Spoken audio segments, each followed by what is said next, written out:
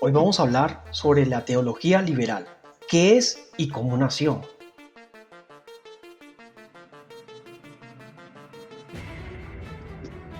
La teología liberal fue un movimiento que cuestionaba la autoridad de la tradición cristiana y que influyó fuertemente en el cristianismo desde mediados del siglo XVII hasta la década de 1920. Antes del siglo XVII, la teología protestante estaba en su gran mayoría basada en credos y confesiones, sustentadas en la autoridad de la Biblia y en la tradición que se desmontaba a la iglesia primitiva. Pero un nuevo movimiento teológico surgió. Estos nuevos teólogos rechazaban las fuentes externas del conocimiento y las empezaron a sustituir por la autonomía subjetiva de la razón y la experiencia humana. Gran parte del entusiasmo que generó este nuevo movimiento partía de la base de que las teologías tradicionales estaban pasadas de moda y que el cristianismo debería adaptarse a los desarrollos de la cultura moderna si quería sobrevivir. Este nuevo movimiento fue una influencia importante, especialmente dentro del protestantismo, desde mediados del siglo XVII hasta la década de 1920. Sus inicios. Aunque existieron algunos antecedentes del pensamiento teológico liberal, este se hizo evidente a partir del Renacimiento, cuando se desarrolló cierta curiosidad por encontrar la esencia del hombre y se despertó un mayor estudio del espíritu humano. Pero el liberalismo teológico moderno en realidad comenzó con el filósofo y matemático René Descartes, de 1596 y 1650. Esta primera fase, llamada racionalismo o ilustración, duró aproximadamente hasta mediados del siglo XVIII, al designar yo pensante como la sustancia primaria a partir de la cual debía deducirse la existencia de otras realidades. Descartes inició un modo de pensar que se mantuvo vigente durante el siglo XIX y sentó las bases para los presupuestos de la conciencia moderna. Las muchas personas que influyeron en el pensamiento religioso en este periodo incluyeron a los filósofos Baruch, Gottfried, Ephraim Lessing, John Locke, Samuel Clarke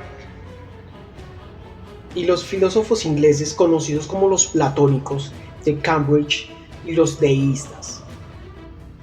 Estos últimos afirmaban que de la gran cantidad de doctrinas y prácticas de las religiones del mundo, la razón humana podía destilar un mínimo de creencias que podían constituir una religión puramente natural o racional.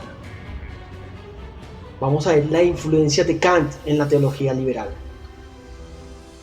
La segunda etapa del liberalismo teológico, el romanticismo, duró desde finales del siglo XVIII hasta finales del siglo XIX. Las revoluciones estadounidense y francesa proporcionaron el símbolo de este espíritu de independencia y lo ejemplificaron en la acción política. Jean-Jacques Rousseau e Immanuel Kant, con sus innovaciones en el campo de la filosofía, fueron los arquitectos del liberalismo romántico. Kant separó la razón de la fe, sin importar si sus antecedentes estaban en las tradiciones protestantes o católicas. Solo lo que podía ser demostrado por la razón o aprendido mediante el método científico debería ser calificado como conocimiento. De este modo, Kant no solo sería asegurar el avance de la ciencia, sino que también abrió una brecha entre la religión, que se debía ocupar de las cuestiones de fe, y la experimentación científica, que establecería las cuestiones de hecho. Kant tomó el cristianismo, una religión bíblica redentora revelada, y lo convirtió en un moralismo deísta. Negó la literalidad de la caída del hombre y la propuso como una idealización moralista de cómo todas las personas corrompen sus disposiciones morales. Para Kant, la gente no heredaba el pecado original.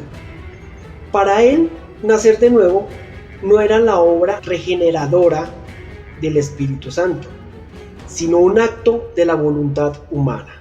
Para reorientar la disposición hacia el deber moral, Kant también propuso que la divinidad de Jesús consistía en que él era el arquetipo de la buena voluntad moral, no el hijo antológico de Dios. La obra de Jesús entonces no era una expiación sustitutiva. El pecado, o lo que él llamó mal radical, era tan personal que no podía ser expiado por otra persona, sino que debería ser expiado únicamente por el yo autónomo. Para justificar sus divergencias en el cristianismo ortodoxo, Kant dijo que siempre que la Biblia difiere de nuestra razón, debemos ajustar el texto a los principios racionales. También formuló la distinción moderna entre el pastor y el erudito. Si bien el clero está moralmente obligado a defender las confesiones históricas de sus respectivas iglesias, los eruditos serían libres de criticar y publicar sus hallazgos basados en criterios modernos. Esta distinción estableció el precedente para un doble estándar de verdad, entre lo que la Iglesia enseñaba basado en la revelación bíblica y la teología emergente basada en criterios racionales. Ya sabes que para apoyar este canal simplemente te suscribes, es más, das un comentario y comparta con tus amigos, con tus familiares, ya que estamos es para aprender todos. Muchas gracias, Dios les bendiga.